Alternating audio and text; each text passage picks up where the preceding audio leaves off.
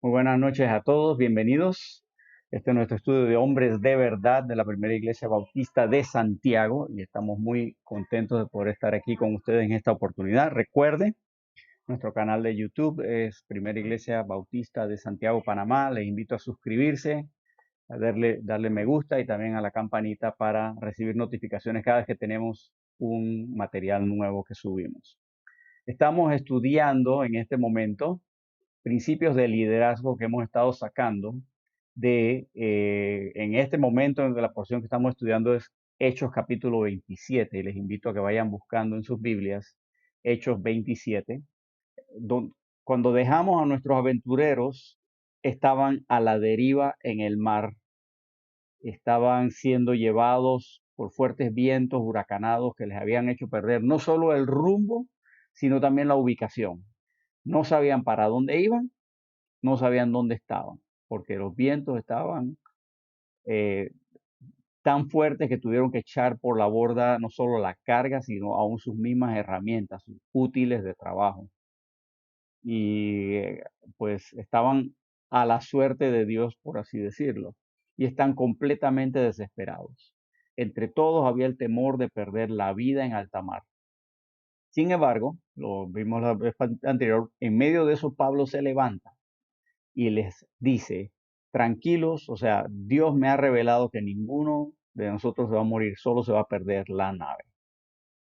Y poco a poco estamos viendo que a través del desarrollo de esta historia, Pablo se ha ido ganando no solo la confianza de la gente que le rodea, sino que ha ido ganando autoridad en medio de ellos.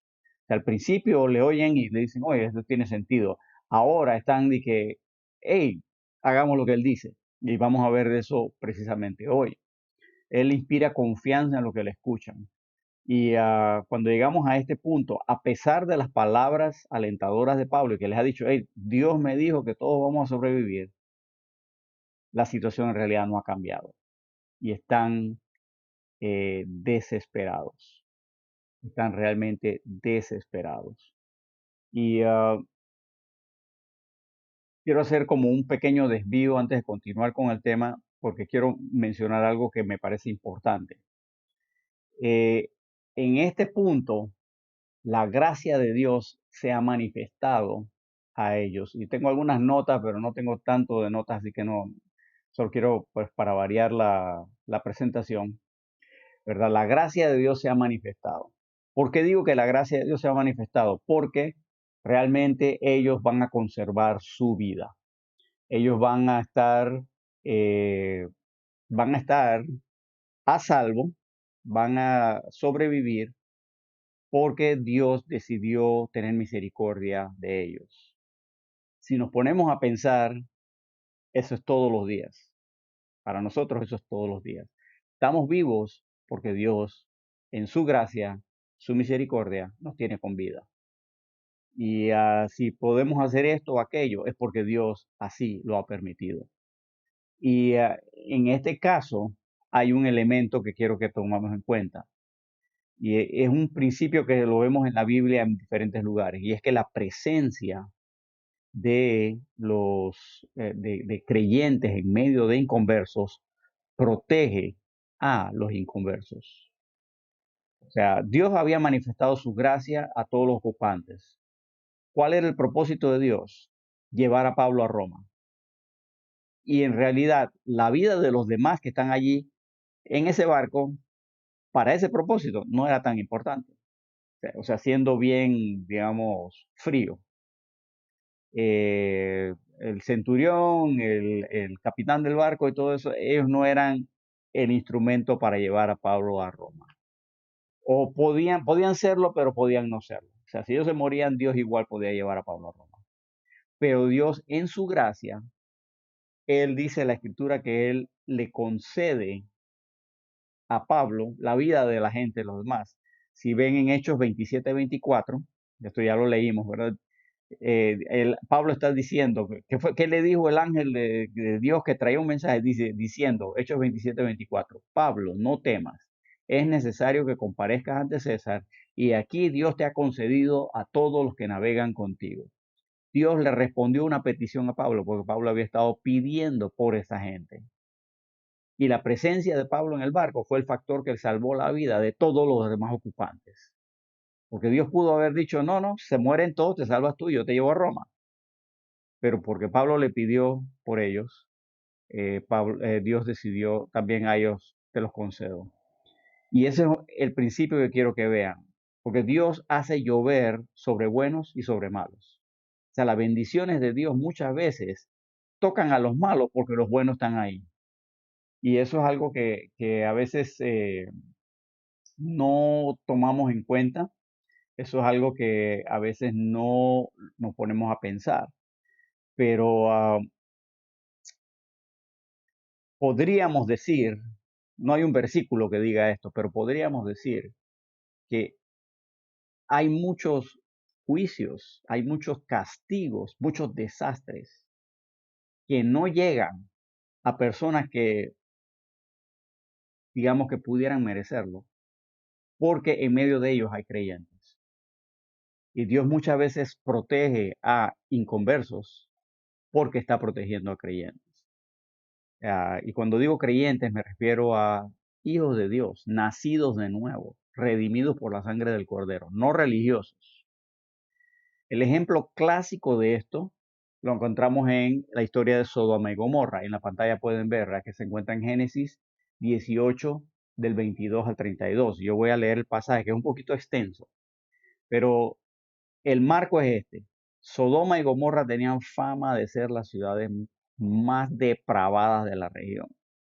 Eran lo peor de lo peor. Y Dios le dice a Abraham, ¿sabes que yo voy a destruir Sodoma y Gomorra? Pero Abraham sabía que su sobrino Lot vivía en una de esas dos, en Sodoma o Gomorra, no, ahora no recuerdo cuál de las dos, pero él vivía en una de las dos.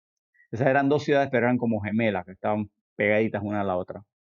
Y Dios había decidido destruirla, y le dice a Abraham, ¿no? Le dice, hey, yo voy a destruir Sodoma y Gomorra. Y Abraham, preocupado por su sobrino, empieza a hablar con Dios y casi se podría decir argumentar. Así que leyendo Génesis 18 del 22 al 32, se los leo para que, para que vean la historia. Ese es el contexto. Ahora, son tres ángeles que han visitado a Abraham. Dos se van porque ellos van a destruir Sodoma y Gomorra y otro se queda con Abraham. Entonces, en Génesis 18, 22 dice, y se apartaron de allí los varones, esos son los dos que se van, y fueron hacia Sodoma, pero Abraham estaba aún delante de Jehová. Ese es el tercer ángel que se queda con Abraham. Versículo 23, y se acercó a Abraham y dijo, ¿destruirás también al justo con el impío? Quizás haya 50 justos dentro de la ciudad. ¿Destruirás también y no perdonarás al lugar por amor a los 50 justos que estén dentro de él? Lejos de ti el hacer tal que hagas morir al justo con el impío y que sea el justo tratado como el impío. Nunca tal hagas. El juez de toda la tierra no ha de hacer lo que es justo. O sea, este es Abraham argumentando con Dios. Versículo 26. Entonces respondió Jehová, si hallare en Sodoma 50 justos dentro de la ciudad, perdonaré a todo este lugar por amor a ellos. Y ahí está. Dios dice, si encuentro 50 justos ahí, no destruyo las dos ciudades.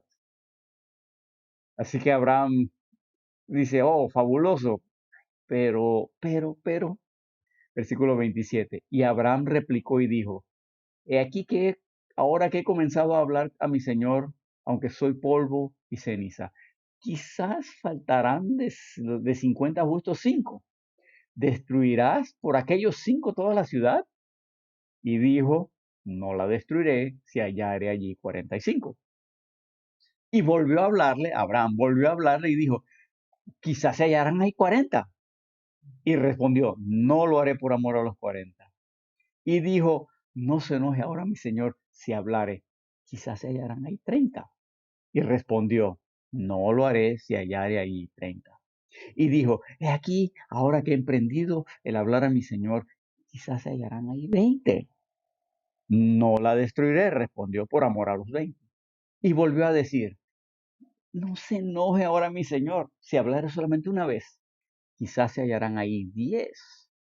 No la destruiré, respondió por amor a los 10. Y Abraham ahí se detiene. ¿Cuál es la intención de Abraham? Hey, no me mates a Lot, es mi sobrino. Y él sabía que tenía esto, dos hijas, así que él está pensando, él está calculando, ¿verdad? Lot, la esposa, las dos hijas, ¿verdad? Ahí hay cuatro, las dos hijas están por casarse, así que cinco, seis, ¿verdad? Los dos suegros, ¿verdad? Siete y ocho, y honestamente los otros dos, no sé si es que tenían hermanos o hermanas los que se iban a casar con la hija de Lot, pero básicamente le está diciendo, por lo menos Lot tiene que haber evangelizado a unas seis personas, ¿verdad? Y se salvan, tiene que haber 10 creyentes en la ciudad. Resulta ser que no había. Resulta ser que no había. Y Dios mandó destruir la ciudad. Pero, ¿qué hizo Dios? Él vio la intención de Abraham. Eh, Abraham quiere que salve a Lot. Y Dios salvó a Lot y a su familia, aunque la esposa se murió en el cuento. Pero Dios respondió a la intención del corazón, aunque no a la oración literal. Así que es otro principio. Dios ve la intención del corazón y responde a la intención del corazón, no tanto a las palabras que se dicen en la oración. Por eso la gente que dice que repite esta oración 10 veces y así no funciona. Pero eso es otro cuento. El tema es este. Dios hubiera salvado o lo hubiera preservado a esas dos ciudades de la destrucción si ahí hubieran habido por lo menos 10 creyentes. Resulta ser que no los hubo. Pero eso me hace a mí pensar, nosotros varones machos masculinos, ¿sabe que tenemos la responsabilidad de ser como Abraham y estar orando por la gente a nuestro alrededor? Ay, Señor, la familia, mi familia, no destruyas a toda mi familia. ¿Quién sabe? O sea, alguno de ellos puede haberse convertido, Señor, no destruyas a toda la familia si uno o dos son creyentes. Y Dios dice, si encuentro a uno o dos, no destruye la familia. Resulta ser que hay uno o dos y Dios los preserva a todos. Yo estoy convencido, yo personalmente estoy convencido, no hay versículo que diga esto, pero yo estoy convencido que hay muchos desastres que debieran caer sobre nuestra ciudad, nuestro país, y no caen por los creyentes que hay aquí. Estoy convencido de eso. Tal vez me equivoco, pero yo pienso que Dios así opera. Y yo creo que la mera presencia de nosotros entre inconversos los protege a ellos. Ellos ni cuenta se dan. Y los bendice a ellos y ellos ni cuenta se dan. El ejemplo más claro de esto es de José con Potifar. ¿Recuerdan a José? Llega como esclavo, Potifar lo compra y dice la Biblia que como Jehová estaba con José, bendijo la casa de Potifar. Más adelante, cuando José va a parar a la cárcel, Dios bendice a la cárcel y al carcelero porque José está allí. Así que creo que no es accidente que la Biblia nos llama la sal de la tierra, porque la sal tiene una calidad que preserva lo que está a su alrededor. Y creo que a veces nosotros, los creyentes, actuamos como preservantes de la ira del Señor. Así que algo que quería mencionar de esta situación. Y también la otra cosa es que Pablo aprovecha la situación desesperante para dar testimonio de Dios. Pablo le habla a todos del Dios a quien él sirve, dando testimonio a la palabra que Dios le había dado respecto a su situación. Volviendo a Hechos, en Hechos 27, el versículo 23, Hechos 27, 23 dice así, porque esta noche ha estado conmigo el ángel del Dios de quien soy y a quien sirvo. Pablo dio testimonio en medio de una situación desesperante. Y ya lo dije antes, pero vale la pena repetirlo. Nosotros tenemos en la Biblia la palabra de Dios para nosotros. En la historia, un ángel se le aparece a Pablo y le da la palabra de Dios para su situación. Nosotros no necesitamos que un ángel se nos aparezca porque aquí tenemos todo lo que Dios quiere que sepamos de todas las situaciones que vamos a enfrentar. La voluntad de Dios está aquí. ¿Cuál es la voluntad de Dios para ti y para mí? Lo que dice este libro. Entonces no necesitamos que se nos aparezca un ángel porque aquí lo tenemos. Y la idea es esta, si yo estoy leyendo la Biblia todos los días, estoy estudiándola regularmente, entonces tengo algo que compartir cuando tengo una situación. Yo estoy también convencido, si yo estoy leyendo en la mañana mi Biblia y hay un versículo que Dios me da y me muestra algo que yo no había visto antes, estoy seguro que eso es porque alguien lo va a necesitar pronto, tal vez el mismo día, y yo lo voy a tener aquí para compartirlo. Pero yo tengo que estar atento, yo tengo que estar ojo al gato, como decimos en buen panameño. Eh, y por eso es algo que Dios me lo dio, está fresco y entonces es real. es como el pan. ¿Sabe? Hay algunos de nosotros creyentes que tenemos muchos años y vemos lo que sea y compartimos algo que aprendimos cuando estaba en el campamento allá que tenía 15, 16 años o algo que oí en la conferencia hace 8 años. Y todo eso puede ser bueno, yo no estoy diciendo que eso es malo, pero si eso es lo único que compartimos, es como compartir pan viejo. En lugar de un pan fresquecito, estamos compartiendo un pan viejo que francamente a veces no, no tenemos nada fresco que dar. Y ustedes saben que el pan es rico cuando es fresquecito, fresquecito. Y con esa es la aplicación que quiero darles, que en medio de una situación desesperada es bueno, es importante tener palabra de Dios en el momento, en ese momento, para compartir. Bien, vamos a continuar viendo nuestra historia. Eh, los vientos huracanados han continuado llevando la nave a la deriva por muchos días. La situación era tan desesperada que nadie había comido por 2 semanas completas. No saben dónde están, no saben hacia dónde se dirigen y la única esperanza que tienen es lo que Pablo les había dicho, que ninguno moriría, sino que solo se perdería la nave. Continuamos leyendo la historia. Hechos 27, versículos 27 al 29. Hechos 27, 27. Dice así: venida la 14ª noche y siendo llevados a través del mar Adriático, a la medianoche los marineros sospecharon que estaban cerca de tierra y echando la sonda hallaron 20 brazas. Y pasando un poco más adelante y volviendo a echar la sonda, hallaron 15 brazas y temiendo dar en escollos, echaron 4 anclas por la popa y ansiaban que se hiciese de día. Quería mostrarles el pasaje, ¿verdad? Eh, así que venía la 14ª noche, dice, son llevados por el mar Adriático. Ahora quiero darles una nota geográfica. El mar Adriático hoy día es la región geográfica estrecha que se encuentra entre la bota de Italia y la península balcánica. Y tengo un mapita que les puedo mostrar, que es este. El mar Adriático, ¿verdad? Aquí está eh, aquí está la península de Italia, aquí, ¿verdad? Y esta es la península balcánica, acá en medio de eso está el mar Adriático. Y acá abajo está lo que se llama el mar Jónico. Entonces, si ustedes recuerdan el mapa del naufragio, eh, no corresponde porque ellos están mucho más abajo. Pues, ¿qué pasó? ¿Hay un error ahí? No, no hay un error. Lo que pasa es que antes, en la antigüedad, lo que ahora se conoce como el mar Jónico se era considerado como parte del mar Adriático. Así que eso se los doy por si acaso alguien viene por ahí y dice, nah, que la Biblia está llena de errores, porque por ejemplo ahí dice que el mar Adriático y van a parar a la isla de Malta y Malta no queda en el mar Adriático. Bueno, es cierto, pero no estás tomando en cuenta la historia. Antes, el mar Adriático era toda esa región. Yo solamente lo- se los menciono por si acaso a alguien, ¿verdad? Les hace, eh, les hace la salvedad, porque siempre, ¿verdad? Siempre hay gente que dice, encontré una contradicción en la Biblia y tarde o temprano sale a luz que no, la Biblia no se equivocó nada, lo que pasa es que nosotros no teníamos el entendimiento completo. Así que les cuento eso.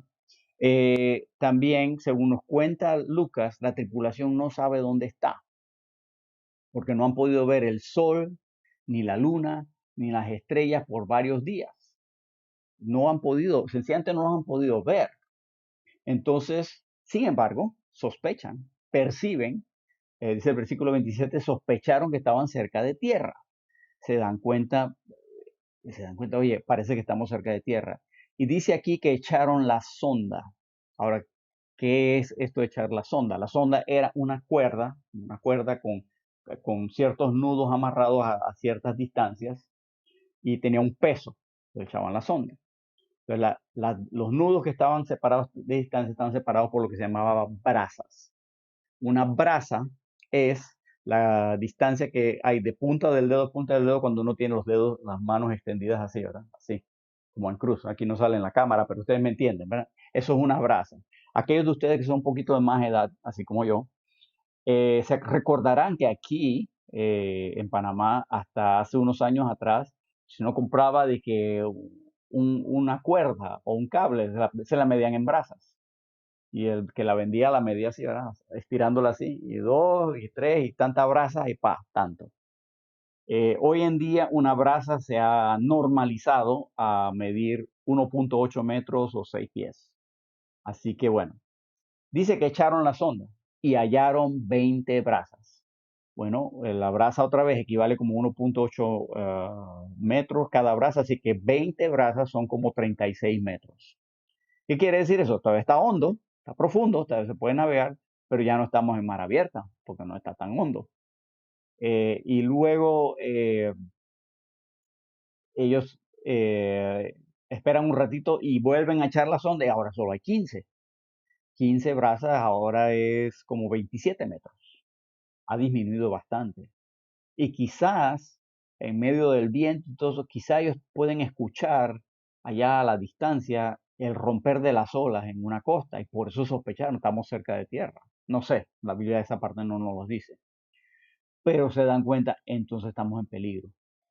¿Por qué? Porque dice la escritura, ¿verdad? Que versículo 29, y temiendo dar en escollos, echaron 4 anclas por la popa y ansiaban que se hiciese de día. Entonces encontré un gráfico ahí de las anclas por la popa, ¿verdad? La popa obviamente es el lado trasero de la barca y echan las anclas allí. ¿Por qué?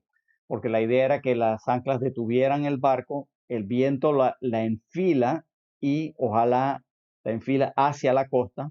Entonces cuando hubiera luz, levaban las anclas y el barco lo llevaba hacia la costa y pues se dejaban encallar. Pero el problema es que cuando estás cerca de una costa y no conoces dónde estás, puede ser que hay rocas y que las rocas llegan casi hasta la superficie. Y una barca de madera que va a velocidad, ella va por el viento y golpea, no tiene que ir ni a mucha velocidad por la ley de lo que se llama el momento de inercia. La barca por su masa es tan masiva que con un poquito de velocidad choca contra un obstáculo y eso lleva mucha fuerza, mucha fuerza, ¿verdad? ¿Alguno de ustedes ha tratado de detener un carro que no le pusieron el freno y se empieza a mover bien lento y uno trata de detenerlo y hay una pequeña inclinación? Qué lío de detenerlo, aunque no va muy rápido? ¿Por qué? Porque es masivo, ¿verdad?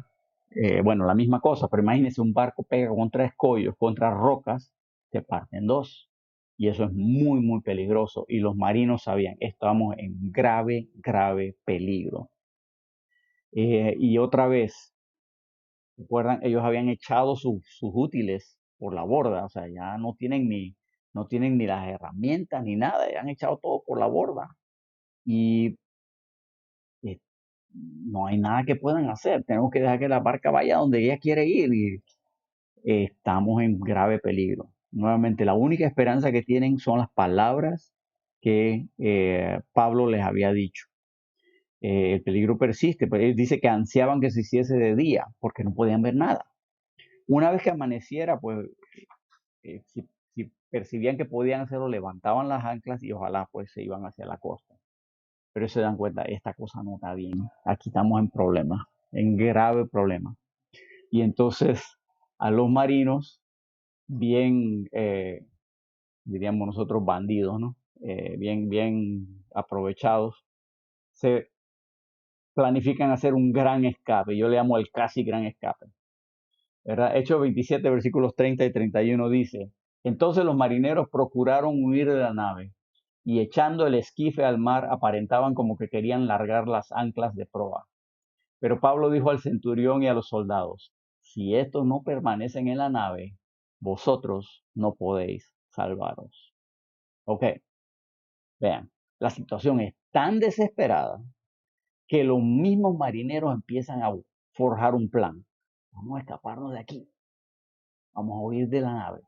Y dice que echaron el esquife al mar. ¿Recuerdan lo que es el esquife? El esquife era el barquito pequeño que usaba el barco grande para transportar a la gente hacia el puerto de ida y vuelta, y también servía como barco salvavidas. Claro, que ahí no hubieran cabido todos los que iban en el barco, pero ese era el propósito del esquife. Y si ustedes recuerdan, hace un par de semanas atrás vimos cómo con mucha dificultad ese esquife lo habían sacado del agua y lo habían subido al barco para tenerlo ahí pues sobre el barco y que no se perdiera. Y ahora ellos dicen, vamos a echarlo al mar, alguna excusa inventaron y luego lo que están haciendo es planear esto, cómo escapar. Ahora, yo no sé ustedes, pero si ustedes han viajado mucho en avión o en barco, eh, uno sabe que uno como pasajero, como uno no sabe todos los detalles, es muy fácil que uno se asuste cuando algo no parece normal, ¿verdad? Una vez yo iba en un avión, íbamos a aterrizar en un aeropuerto y el avión va bajando, bajando, bajando y de repente el avión acelera y vuelve a subir. ¿Qué pasó? Algo no está bien.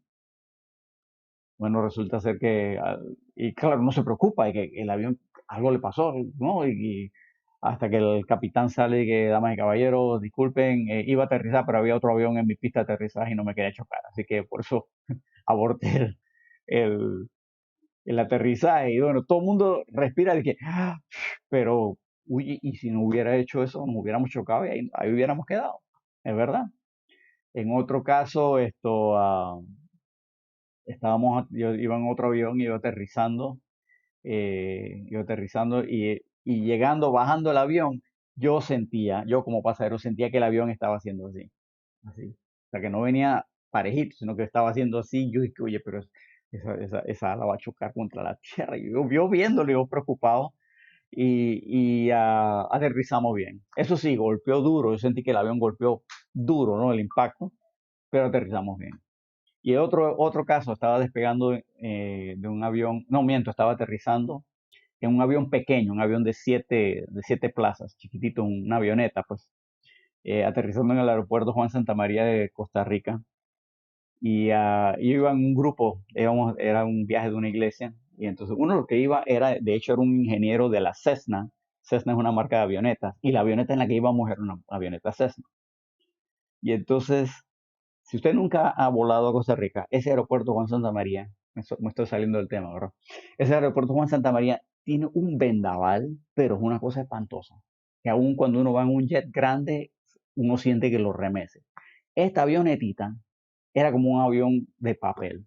Y literalmente, como era un avión chiquitito, una avioneta chiquitita, nosotros estábamos literalmente detrás de los pilotos y yo podía ver por el parabrisas dónde estaba, para dónde íbamos.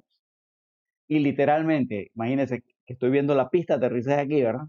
Y estamos bajando ¿verdad? Y uno oye el motorcito de la avioneta y está la pista aquí y sopla un vendaval y yo veo que la pista hace así. Y yo veo a los pilotos ahí luchando, pero no están tranquilos como esto lo han hecho antes, ¿no? Y de la pista vuelve. Y entonces otro vendaval se mueve así, y los pilotos otra vez y la pista vuelve. Y en una de esas, donde sopló la ráfaga de viento, se mueve la pista y suena una alarma dentro del avión. Y el ingeniero de la Cessna que iba conmigo me dice, esa es la alarma de pérdida de elevación. Y eso es malo, y que sí, eso quiere decir que nos vamos cayendo ya la vida. Pero otra vez los pilotos ellos habían tratado con eso antes, así que ellos, y aterrizamos sin ningún problema. Les digo eso, uno como pasajero, como no conoce todo y no sabe lo que está pasando, así es fácil que uno se asuste, ¿no? Eso es relativamente fácil que uno se asuste. Ya con algunos años de experiencia y muchos vuelos, ya hay ciertas cosas que yo digo, eso lo he visto antes, no es problema, ¿no? Pero aquí eso no es lo que está pasando. Aquí lo que todo el mundo tiene miedo, pero ¿quiénes son los que están más asustados? Los marineros. Imagínense cuando la tripulación es la que tiene miedo, la cosa está seria. La cosa está seria, seria, seria, seria. Y ellos están planeando huir del barco. Y Pablo de alguna forma se da cuenta. Él lo ve y dice, esto lo conozco yo, esta gente quiere salir huyendo. Y si ellos se van, ellos son los expertos del mar, nosotros no somos los expertos del mar. Si ellos se van, nosotros no sabemos qué hacer. no sabemos ni cómo evacuar la nave de la forma más eficiente. Nos vamos a morir si ellos se van. Y por eso Pablo va al centurión. Pero observen que Pablo va con autoridad. Esta no es la primera vez que Pablo interviene, pero antes se notaba que Pablo pues hablaba pues como alguien que sabe, sé lo que estoy diciendo, pero no, aquí Pablo está prácticamente dando órdenes. Pablo dice, versículo 31, dijo al centurión, otra vez, ¿verdad?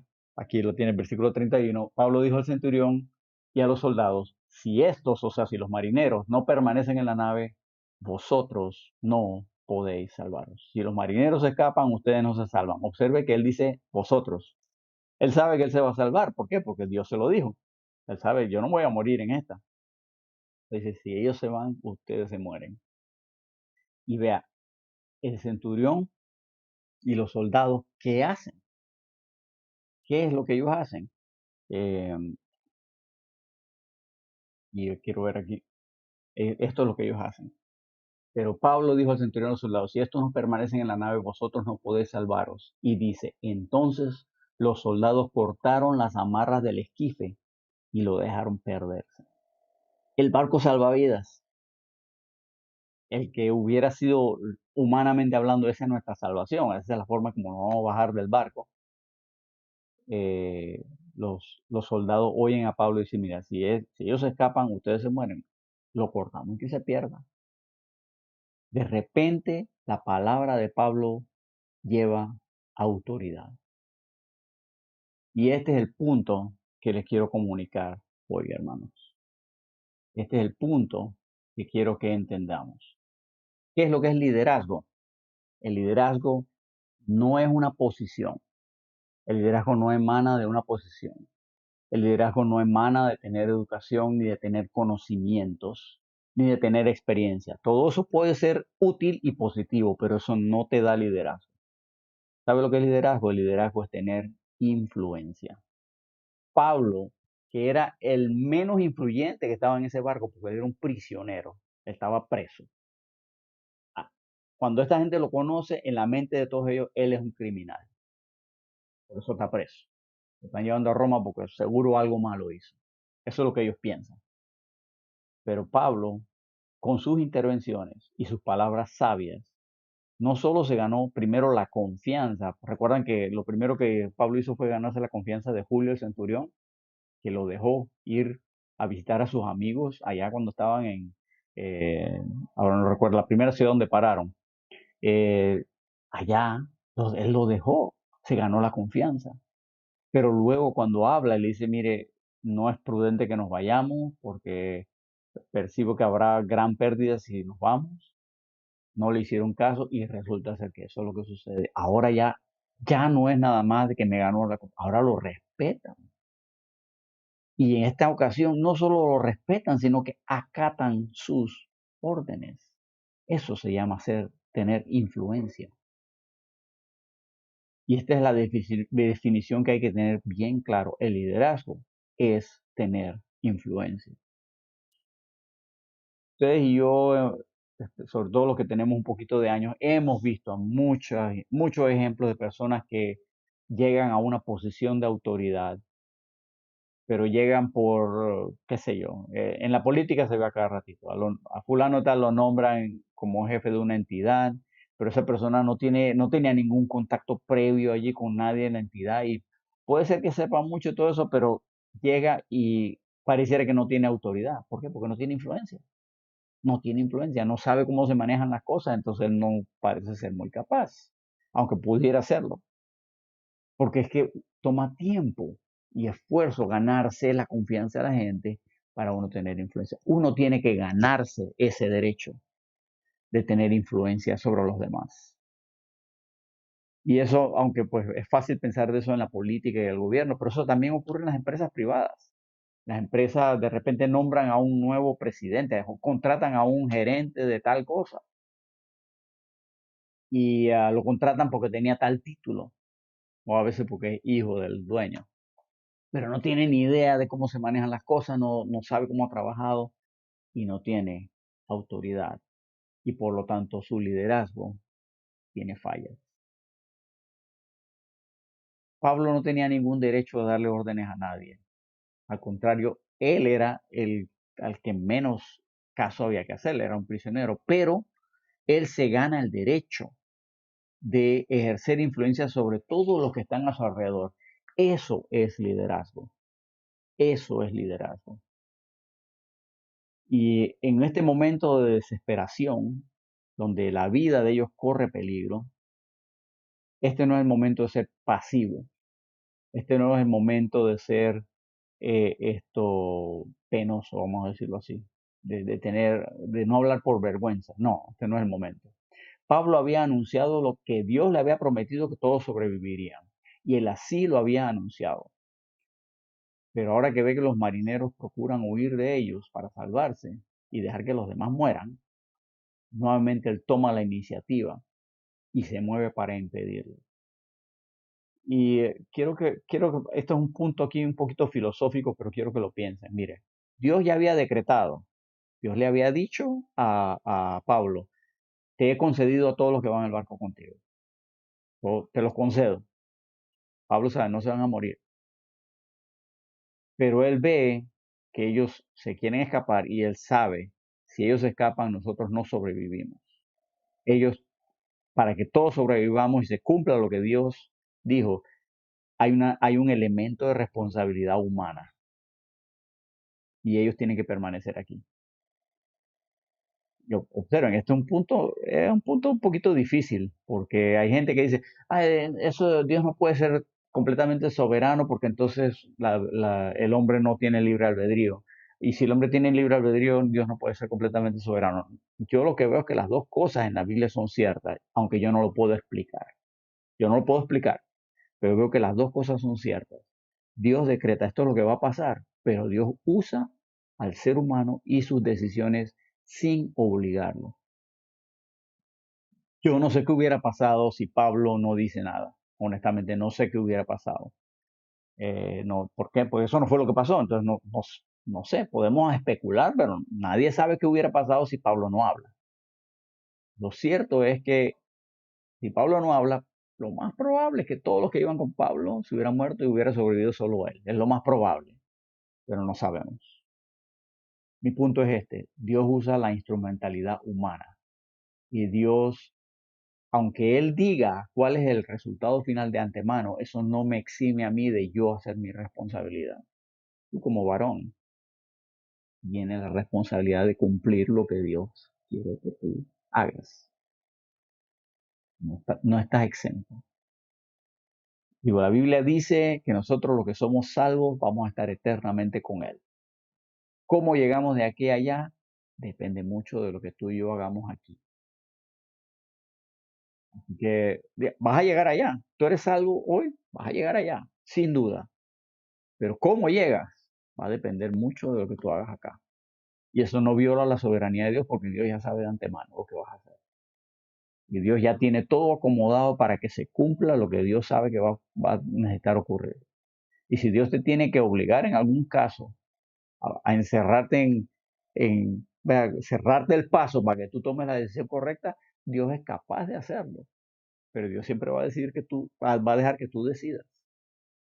Él no te va a obligar. Dios no lleva a nadie obligado para ningún lado. Eso me he dado cuenta. Por otro lado, por otro lado, también me he dado cuenta que el diablo no te puede obligar a pecar. El diablo te puede tentar y la tentación puede ser fuerte, pero no te puede obligar a pecar. Es un principio parecido. El diablo no tiene soberanía como Dios, pero es algo que a veces le queremos echar la culpa al diablo de todo, ¿no?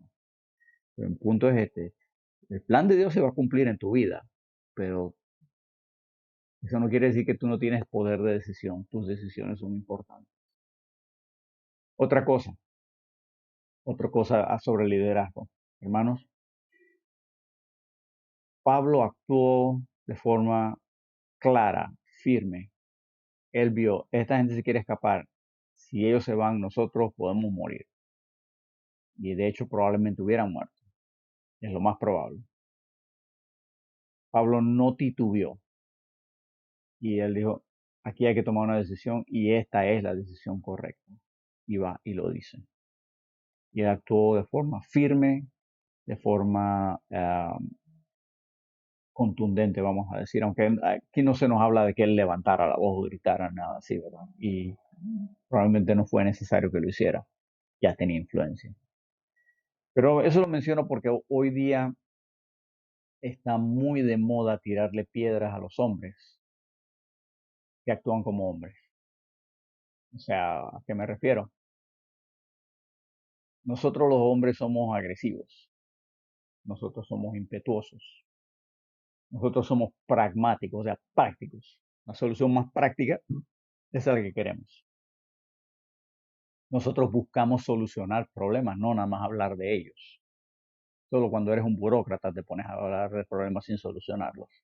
El resto de nosotros, hay un problema, quiero solucionarlo, no quiero hablar del problema. Y sí es cierto que estas características pueden ser negativas. O sea, uno puede ser impetuoso de mala manera, uno puede ser agresivo de mala manera, pero no siempre es así. El varón, por su naturaleza, es así. Con eso no estoy excusando cuando alguien usa mal estos atributos, porque lastimosamente muchos de nosotros no nos han educado como debiera ser, para darnos cuenta que ser impetuoso y agresivo no significa que tengo permiso de ser un ogro. Y francamente las palabras que me vienen a la mente para describirlo no las quiero poner aquí porque quedan en el internet para siempre. Pero no son palabras muy bonitas. Y hay muchos de nosotros que con la excusa de que soy varón, entonces actuamos de una forma no aceptable. Y eso ha dado mala fama. Y como nos ha dado mala fama, ahora está de moda decir, ay no, el hombre tiene que aprender a ser sensible y todo eso. Y yo no digo que no, no me malentienda, es bueno ser sensible. Yo estoy en contacto con mi lado femenino, pero reconozco que parte de ser varón es ser agresivo, parte de ser varón es ser firme. Y hay veces que yo tengo que ser firme con mi esposa, no grosero, no es la misma cosa, no vulgar, no es la misma cosa, pero sí firme. Es decir, no, no vamos a hacer eso. Y francamente, por tanta presión que hoy, este es mi caso personal, tanta presión de que no, que ay, el hombre tiene que ser más considerado, entonces, yo a veces le tenía miedo a ser así. Y sabes lo que eso me convirtió en un líder ineficaz. No soy un líder eficaz en mi casa, sí soy así. Y me costó muchos años, mejor dicho, me ha costado muchos años empezar a deshacerme de esa ideología, porque es una ideología. Y otra vez, yo sé que algunos van a oír esto y van a decir, ah, le está diciendo que uno puede maltratar. No, no está hablando de maltrato. Cualquiera que se pone a maltratar a su mujer aquí sí lo digo, es un idiota. ¿Por qué? Porque nadie maltrata su propia carne. Usted tienes esposa, ella es tu propia carne. Entonces, no hay excusa para eso. Pero una cosa es ser maltratar y otra cosa es ser firme, ser decisivo. Y francamente, ven acá, te pregunto, si el liderazgo es tener influencia, ¿cómo está tu influencia sobre tu esposa? ¿Eres una influencia positiva o eres una influencia no muy positiva? Tal vez por eso que te cuesta tanto que ella te haga caso, porque tú no eres buena influencia. Tal vez por eso es que tus hijos no te hacen caso, porque tú no eres buena influencia. Ay, hablando duro. Bueno, esto es para hombres, no para chiquillos. Y tenemos lo que la Biblia, lo que Dios quiere que hagamos como varones. Incluye cosas muy difíciles de hacer, tales como abstenernos de la fornicación. ¿Cómo te va con eso? Tal vez por eso no tienes mucha influencia sobre tu esposa, ¿verdad? O sobre tus hijos que se dan cuenta y dicen, ay, mi papá es un plomo.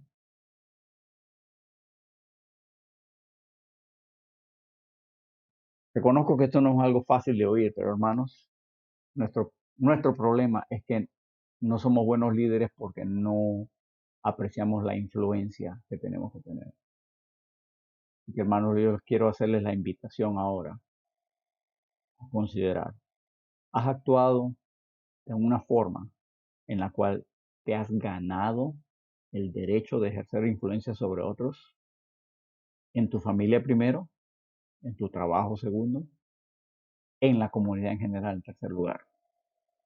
¿Has actuado de una forma que tú te has ganado la influencia? El derecho de tener influencia, porque eso se gana, como el respeto. Tal vez tu problema es que no conoces a Cristo. Ah, pero yo soy cristiano porque he ido a la iglesia 1001 veces y no fallo. Bueno, tal vez. No digo que no vas a la iglesia, pero eso no te hace cristiano. Si Pablo no hubiera actuado como él actuó, no hubiera ganado la influencia que él se ganó sobre el resto de la gente y todos en ese barco se hubieran muerto. ¿Qué tal en tu familia? ¿A quién estás salvando tú de un mal destino porque tú estás ejerciendo influencia? Si tú no puedes responder esa pregunta, yo diría, tienes que empezar por conocer al Señor y conocerlo como dice la Biblia. Y no le conoces, eso explica por qué la palabra de Dios no ha ejercido su efecto sobre tu vida cambiándote.